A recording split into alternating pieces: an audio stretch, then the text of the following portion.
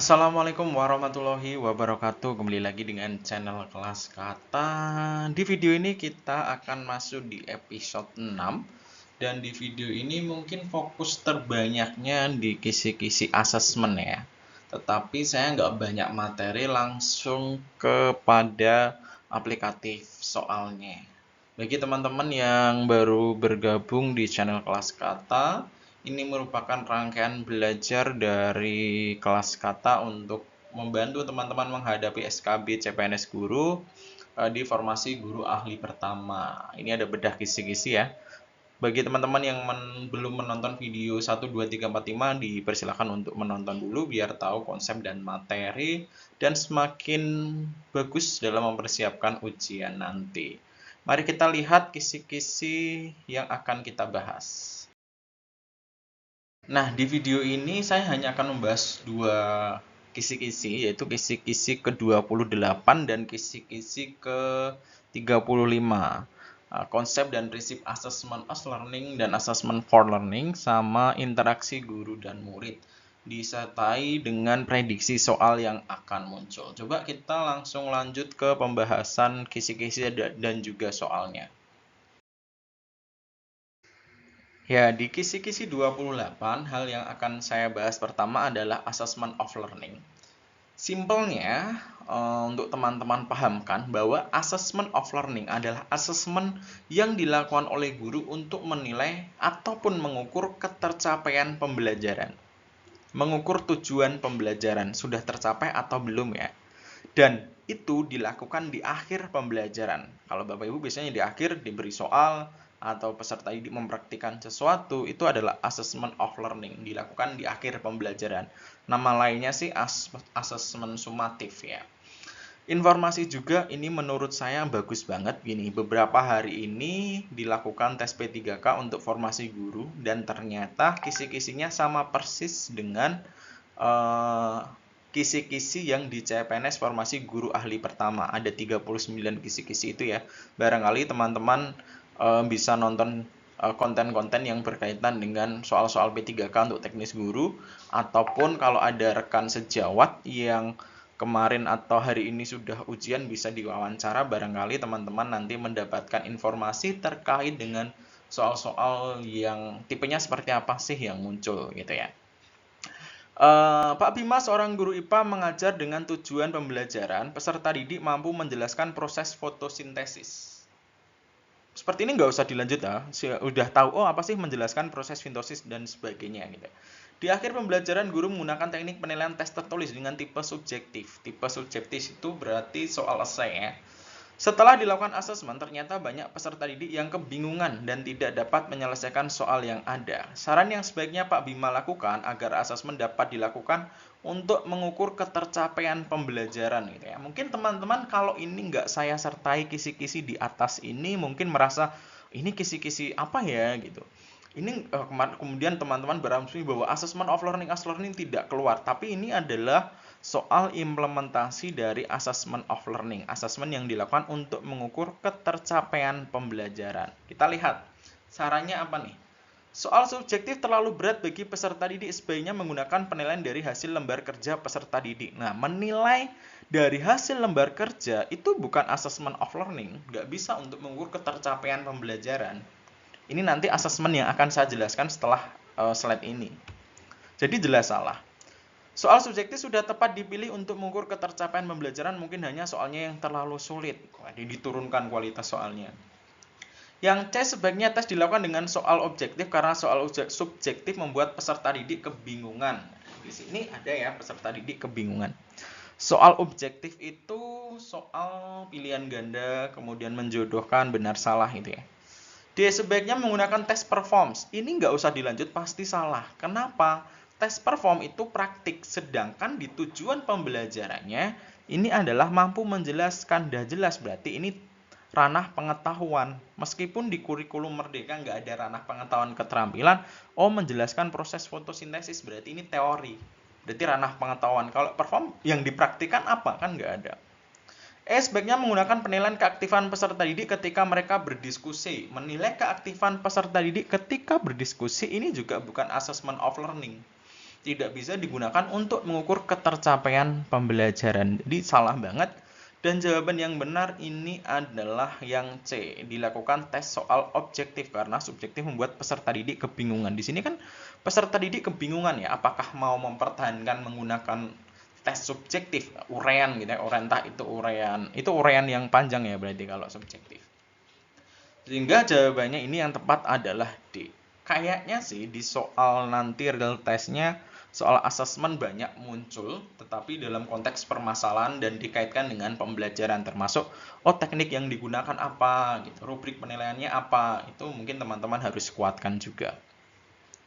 Coba kita lanjut ke soal berikutnya. Soal berikutnya masih di kisi-kisi ke-28 tetapi di materi assessment for learning. Assessment for learning adalah asesmen yang dilakukan serangkaian dalam proses pembelajaran. Tidak digunakan untuk mengukur tujuan pembelajaran. Ini sampai sini ya.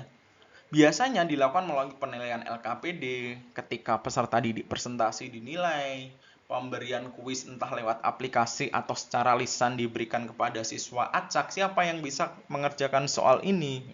Itu adalah assessment for learning. Tujuannya adalah untuk mengukur pembelajaran itu sudah dilaksanakan sesuai rencana, sesuai proses atau belum. Jadi digunakan untuk mengukur proses pembelajaran yang sedang dilaksanakan. Berjalan enggak? Bagus enggak? Ada yang perlu diperbaiki enggak? Biasanya seperti itu. Sebelum lanjut ke step berikutnya. Gini teman-teman, bagi teman-teman yang memiliki waktu lebih dan juga kuota lebih, barangkali berkenan nanti kalau ada iklan yang muncul tanpa di skip dulu, ditonton dulu, karena hal beberapa detik itu bisa membantu kami untuk mengembangkan channel ini supaya bisa bertumbuh dan juga lebih bermanfaat bagi teman-teman, juga menjadi mungkin lebih bersemangat untuk membuat episode-episode berikutnya, tetapi nggak memaksa gitu ya. Kita lihat soalnya. Bu Nusa, seorang guru bahasa Indonesia, sedang mengajar dengan TP peserta didik mampu mengidentifikasi. Untuk menghemat waktu, triknya nanti teman-teman di sini baca di akhirnya dulu sih ya. Hal yang sebaiknya dilakukan Bu Nusa apa? Oh, apa nih? Berarti harus membaca secara keseluruhan. Oh, cukup mengidentifikasi karena kita tahu KKO-nya saja, kita sudah tahu nanti bahannya apa. Beberapa hari sebelumnya, guru telah menyusun model dengan menggunakan inquiry disertai kelompok diskusi. Ketika pembelajaran berlangsung selama 20 menit, ternyata banyak peserta didik yang terlihat mengantuk dan pasif dalam pembelajaran. Hal yang sebaiknya dilakukan oleh Bu Nusa adalah tetap menggunakan rencana pembelajaran inquiry. Peserta didik yang mengantuk diberikan teguran, nggak usah dilanjut. Ini sudah tahu kalau dalam pembelajaran yang dilakukan ada permasalahan, ada hambatan, kok dilanjutkan dengan rencana yang sesuai dengan semula gitu ya, nggak usah dilanjut. Mencari tahu penyebab mereka mengantuk menggunakan teknik wawancara, kemudian mengganti strategi pembelajaran berdasarkan hasil temuan. Wah, ini bagus nih. Mengganti naskah drama yang semula disajikan dalam bentuk naskah diubah menjadi bentuk audiovisual. Kemudian mereka melanjutkan diskusi, ini juga bisa mengaktifkan peserta didik, menghentikan sebentar kegiatan belajar, kemudian menyisipkan ice breaking untuk membangkitkan semangat peserta didik, tetap menggunakan strategi yang telah disusun dalam modul ajar dan membiarkan peserta didik yang mengantuk, nggak usah dilanjut. Oh, ternyata B, C, D bagus, maka kita pilih yang paling luas. Yang paling luas apa nih? Strategi. Boleh nggak kalau strateginya ternyata medianya diganti? Boleh. Oh, dalam strategi ternyata diberikan ice breaking. Boleh. Atau strategi itu luas. Jadi kita pilih yang paling luas. Bagusnya lagi, DB ini kita berdasarkan analisis. Kita cari tahu dulu nih, oh penyebab mereka ngantuk apa nih? Oh, jangan-jangan nggak karena medianya, bukan karena naskah dramanya. Kok kita malah pilih naskah dramanya? Kita tahu penyebabnya dulu. Ini yang dimaksud dengan assessment for learning, untuk memperbaiki proses pembelajaran. Pembelajaran yang dilakukan tetap dilaksanakan atau ada pengubahan. Ya, gitu ya.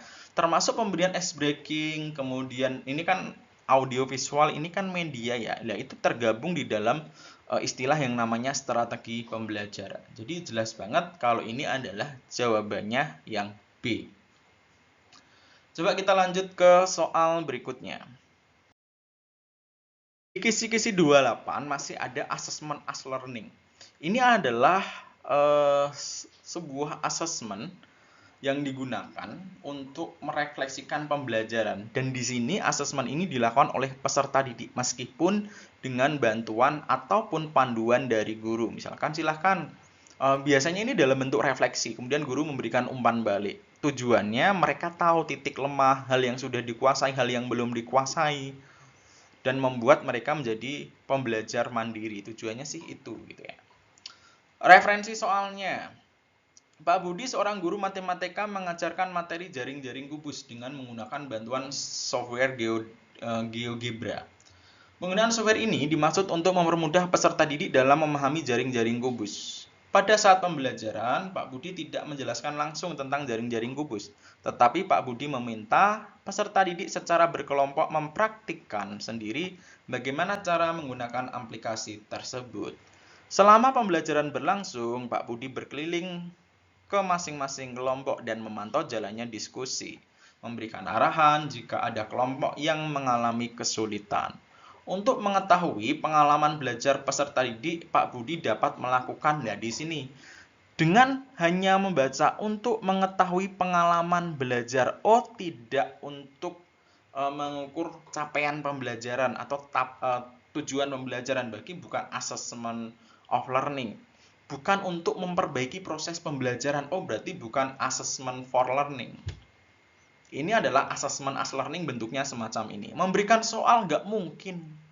Soal itu pasti penilaian sumatif atau of learning. Ya.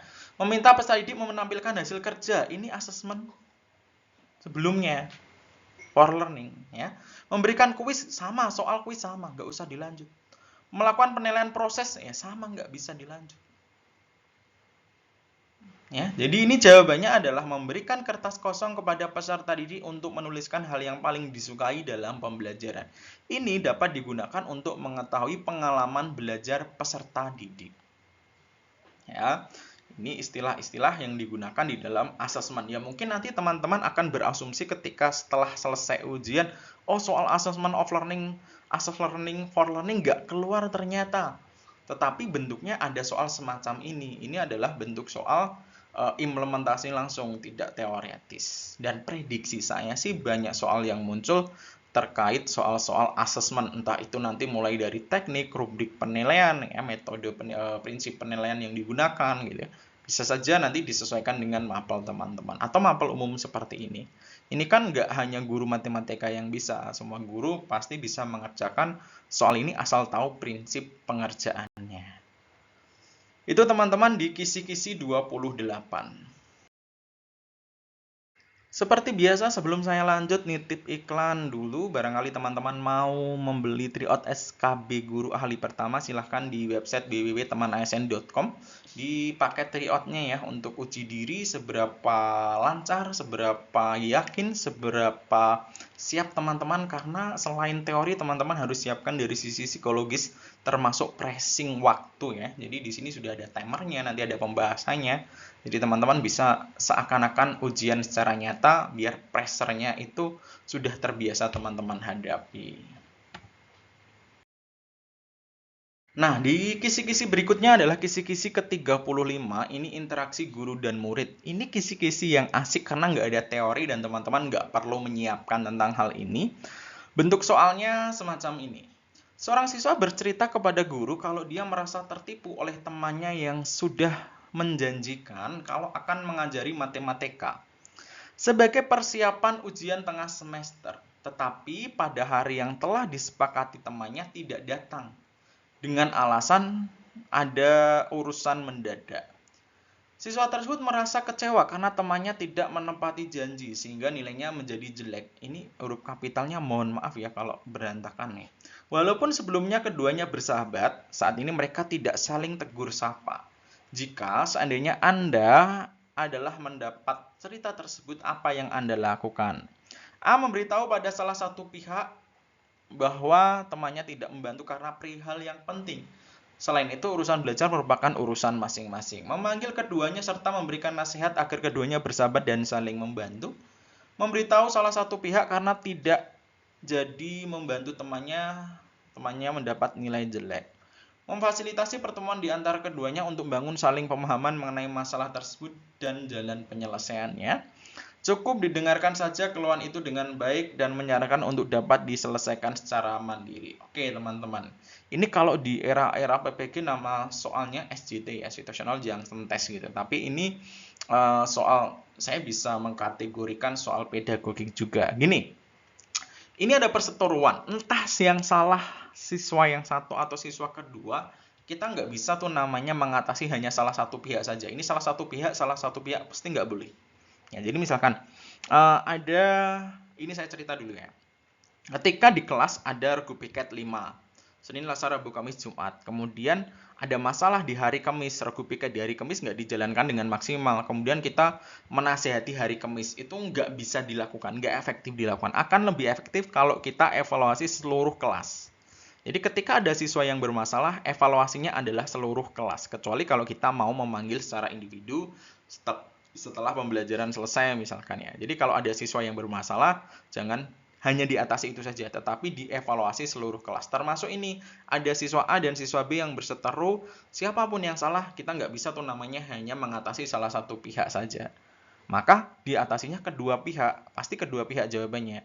Memanggil keduanya, ya, diberikan nasihat atau memfasilitasi pertemuan di antaranya untuk bangun saling pemahaman. Tinggal pilih yang mana, dan jawaban yang tepat adalah yang di memfasilitasi pertemuan, karena itu hanya kesalahpahaman. Ya, dia nggak tahu kalau ada urusan mendadak dan sebagainya. Nah, ini hanya nasihat. Ya biar mereka menyelesaikan, tapi kita memfasilitasi proses pertemuan. Dan ini jawabannya adalah yang D ini, teman-teman. Ya, sekali lagi ketika ada siswa bermasalah, beberapa ya gitu ya, evaluasinya di kelas termasuk ketika Bapak Ibu mengajar, kemudian ada siswa satu yang berbicara atau rame gitu, itu nggak bisa, kamu diam, itu nggak bisa. Teman-teman harus, anak-anak silahkan untuk fokus mengikuti penjelasan, karena ini materi yang penting. Jadi diingatkannya seluruh kelas, supaya apa? Anak yang bermasalah itu nggak langsung merasa disalahkan di depan teman-temannya. Ya. Dan teman-teman yang nggak rame jadi punya perhatian ataupun paling tidak mendapatkan informasi bahwa oh ini materi penting nih, aku nggak boleh rame gitu, untuk penguatan yang lainnya. Teman-teman, itu tadi 2 kisi-kisi dengan 4 referensi soal dari saya di episode 6 ini. Singkat sih, tetapi jangan bersedih karena akan segera saya rilis di episode ke-7 yang berisi prediksi soal yang muncul berdasarkan soal P3K yang beberapa hari ini ujian dan ternyata kisi-kisinya sama gitu ya. Terima kasih telah menyimak video ini. Jangan lupa subscribe dan share ke teman-teman lain yang membutuhkan. Sampai jumpa di episode berikutnya. Terima kasih. Wassalamualaikum warahmatullahi wabarakatuh.